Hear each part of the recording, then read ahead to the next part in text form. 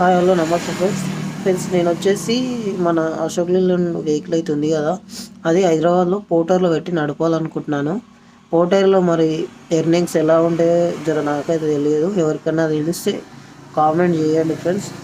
నాకు ఏం అర్థమవుతలేదు, పోర్టర్లో బండి పెట్టాలా. కొంతమంది ఏమో పోర్టర్లో నడవది, పోర్టర్లో అమౌంట్ తక్కువ వస్తాయి, ఒకసారి ఆర్డర్లు పడతాయి అంటారు.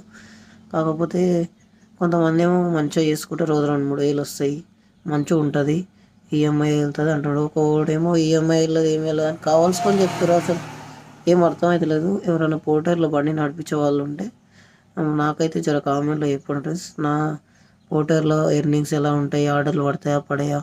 Uncle delivery best, movie best, ఏది బెస్టో చెప్పండి కామెంట్లో. అయితే మన అశోక్ లేలాండ్ అయితే నేనైతే హైదరాబాద్లో వచ్చి నడుపుకోవాలనుకుంటున్నాను.